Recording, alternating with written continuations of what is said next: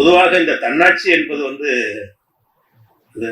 எவ்வளவு தூரம் சரியா இருக்கும்னு எனக்கு தெரியல. ஏன்னா அதிகாரம் யார் கையில் இருக்கிறது என்பதுதான் கருவி, ஆயுதம் யார் கையில் இருக்கிறது என்பதை பொறுத்ததுதான் அதனுடைய விளைவுகளும். அதுக்குள்ள அந்த கட்டணம் போவார் பின்னாடி. அப்ப இவர் வந்து அந்த 1500 ரூபாய் திரும்பி வாங்கவே இல்லை. போய் கேட்கும்போது அவர் என்ன சொல்றாங்கன்னா, நீ லேப்டாப் உபயோகப்படுத்தவே இல்லையா?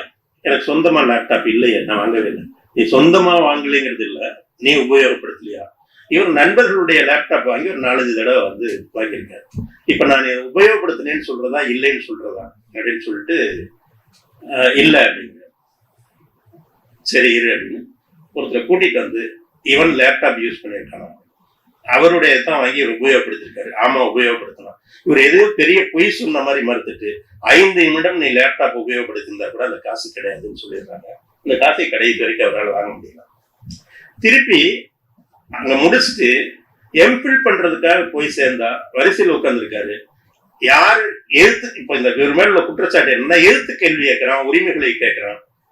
மெஸ் பில்ல வந்து மெஸ் டோக்கன் வாங்கி வச்சிருக்காங்க, நீ லேட்டா வந்தேங்கிறாங்க, வாழைப்பழம் இல்லைங்கிறாங்க. அதெல்லாம் குமுறுகிற ஒரு இளைஞன் அதை எழுத்து கேள்வி கேட்கிறான். கூட யாருமே இல்லை, அணிதிரட்ட பாக்குறான். எல்லாரும் வந்து யதார்த்தத்திற்கு பயந்து இவனோடு நிற்கவில்லை.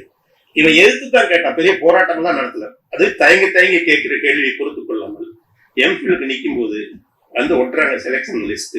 அது ஒரு பேர் இல்லை, உள்ள போய் கேட்டா பிரின்சிபலா கேட்டான். அந்த தாஸ் ப்ரொஃபசர் வந்து சொல்லிட்டு போறாரு, அவன் எழுத்து பேசும், அவனுக்கு கொடுக்காதுங்க அப்படின்னு சொல்லிட்டு இருக்காரு. அப்போ சிறிய கேள்விகள், சிறிய நியாயங்கள், ஒரு எளிமையான நியாயங்களை கேட்பதால் பழிவாங்கப்படுகிற ஒரு இளைஞன் இந்த உலகத்தை எப்படி பார்ப்பானோ அப்படியான பார்வையில் தான் இந்த புத்தகம் அமைந்திருக்கிறது.